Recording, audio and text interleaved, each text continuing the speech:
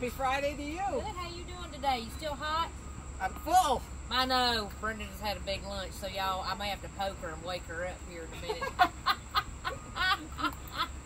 All right, today's Jive for 25. All next week. Got some fuzzies for you this week. I can't wait. Two of my favorites. You know, I have lots of favorites. I noticed that. I noticed that. Have you been to my yard? And the best news is the deer and rabbit not on their favorite list. Yes. Yeah. The other thing is, though, that your kids may absolutely rub this one to death. Don't let them touch this one. We'll talk about that. But, yeah, these are some great tactile plants this week. All right, let's kick it off with lamb's ear. Love lamb's ear. We've got two varieties.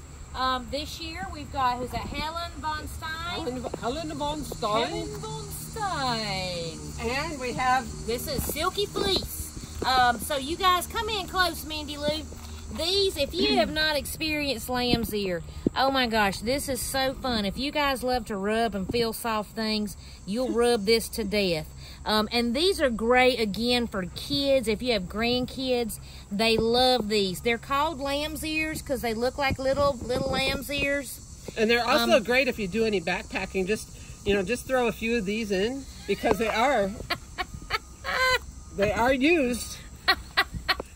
And they're a little bit lighter than that roll. So you can put Are you saying that's a toilet paper substitute, Brenda? I didn't know if I was allowed to say that on Facebook. Well, I think toilet paper's all right. Is it septic friendly? Biodegradable, though. Biodegradable, that's right. So these are a ground cover. Of course, you can tell the silky fleece is going to be shorter and lower. These have a lavender purple bloom on them. You can see the ticket there. And they'll bloom during the summer, and the pollinators love these. The bees love the lamb's ear. Now, Helen, we're not sure is going to bloom very much for you. So it is a bigger leaf. It's going to get a little bit taller. It spreads prolifically. I actually have it in my driveway again because it'll spread from seed, and it spreads from underground roots as well. And both of these plants like a somewhat rich soil, a little bit on the acidic side. Good drainage, once again, is a plus. A little bit drier area. They can handle some moisture, but they do need to have great drainage. And it's better for you if you can water them at the base instead of overhead type sprinkler. Too much water overhead can give a leaf spot and get a little bit of a fungus going on. These look pretty good. We keep them out of the sprinklers. We do get, and they'll have a tendency to get some bad leaves underneath once in a while. Just go ahead and pick them off. There's nothing wrong with doing that. We kind of clean ours up periodically. The winter time, they're not so much evergreen. They're a little semi, I would say, but well, very cold hardy. Very cold hardy. And Brenda, I've got some in part shade in my yard, so it can be adaptable. And one other thing, you guys, if you're doing fairy gardens with your grandchildren, great idea. Put this little leaf in, that little leaf lamb's ear. They will absolutely love it. So great idea. Great plant. Come in and get them 25% off, screaming deal, and it'll spread for you. You won't need to buy that many of them. And the next one is one of my favorites. I talk about this all the time. The Foxglove, they are a biennial. And what does that mean, Kay? So a biennial will come up and produce green growth the first year and not bloom. And then it'll bloom the second year, set seed, but then the mother plant dies. So you can call these a short-lived perennial, biennial, but if you get these going in your garden, usually they'll seed enough to where you'll have blooms every year. I do. And I have them all over too. But what Brenda was talking about, we were talking earlier, if you plant these now, these are first-year perennials, but they'll bloom in the spring for you. So these will all be blooming in the spring. We have a couple different varieties. This one is a little bit taller. This is Apricot Beauty. Great cut flowers, both of them. This one's going to get 3 to 4 feet tall. And what do you have there, Kay? So this is Foxy. And when she says 3 or 4 feet tall, you mean the bloom, not the foliage. The spike. The foliage is basal on these, we call it. And this one can be about 30 inches tall. And this one's gorgeous too. And they all have the little spots in the throat. And this Foxy is gets a little bit, few different colors. It gets some pinks, gets some purples, gets some whites. This one is more of an apricot color. Great cut flower, like I said. Mine do really well in a somewhat moist soil, part sun. I don't put mine in hot baking afternoon sun. They don't like to dry out. They're very cold hardy. Can go up to zone 3, which is farther north than where I'm from. So that's like Nanook territory. And so a somewhat rich soil. The once they're done blooming, go ahead and cut them back, and then take those seeds and just throw them around. I mean, I've mentioned it before. I've had 30 or 40 of these blooming in different garden beds. So I spread my seeds around and never have a problem with them coming up. I get a lot of babies and I transplant them and move them around. So this is a great one to have. It is highly toxic, all parts of it. All parts of it. And even though it's fuzzy, don't let people rub and then touch your face or anything. So. Man or beast, this is toxic too. Right. But if you're doing that cottage garden, you've got to have Foxglove. So now's a great time. Get them in, and then you'll be rewarded with that bloom in the spring. And there's no problem planting these in the fall. Right now, if it's, you're going to have to water them a little bit, but they're, like I said, they're cold hardy. They will bloom next spring for you, and they all look great. You can see the foliage. I mean, we have probably 50 of each that look just like these this are with gorgeous. foliage. So come and get those 25% off. And when you're planting, don't forget your biotone. Oh, you know we love our biotone. Beneficial mycorrhiza, needs to touch the roots, won't burn. Great product, especially in the fall. You really want to get these things established before we get into the winter months, and biotone can certainly help with that. And the plant pleaser, Daddy Pete's, one of our favorites. Because both of these like a richer soil, and this is a great product.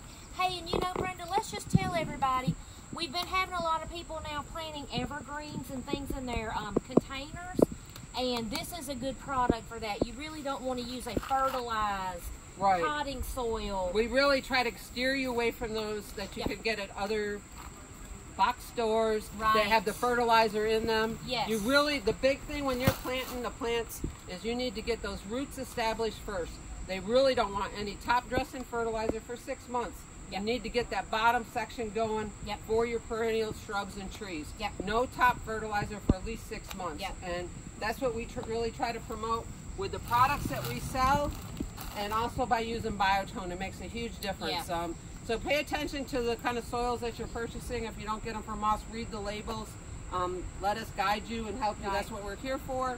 That other stuff might be good for annuals because all you care about is just getting bloom, bloom, bloom. And here we need to get the roots going first. And the right soil is essential. And it feeds your soil. It does. I always tell you, don't buy a $300 plant and put it in a $2 hole. So. And plus most of the ingredients all help feed your soil. They're not adding a lot of salt and chemicals to that soil base.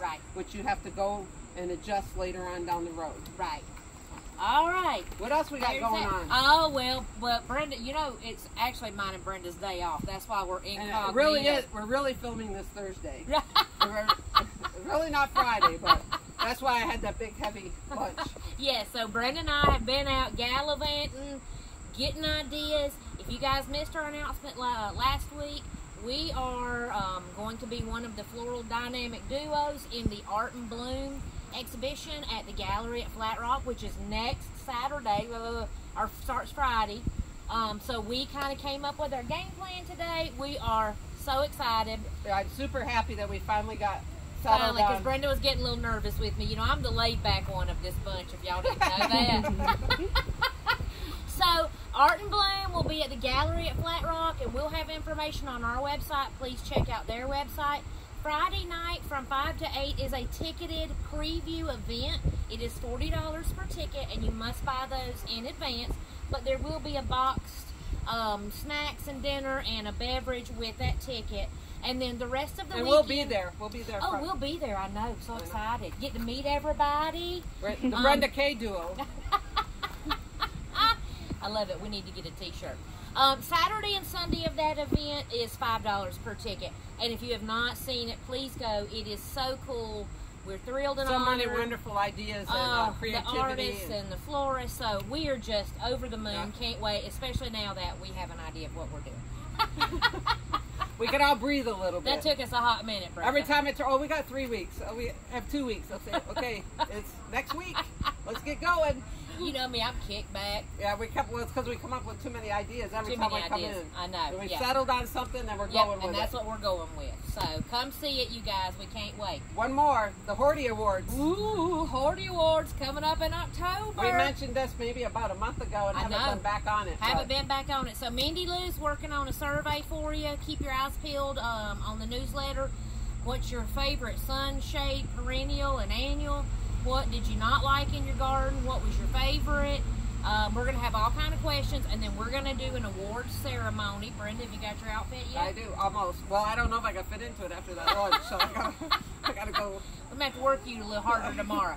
So don't forget to keep your eyes peeled for that, and kind of be thinking about what were some of your favorites. I know what one of my favorites And what with the raspberry. Kay doesn't know what the raspberry awards are. Is that a northern thing? It's a dog. What was the dog in your garden? Alright, so we're going with the raspberry award. So what was the dog in your garden? My dog dug half my garden up this year. All right, doing mine, so. I know, I keep saying we need to have a barbecue. Right, so the other thing, oh, we had a shout out. Yes, shout out to Susan Riley. Thanks for following us. Susan's on there every morning sharing our posts. We really appreciate it. We do. She gets up with the birds just like I do, and along with Carol Slowick. Yep.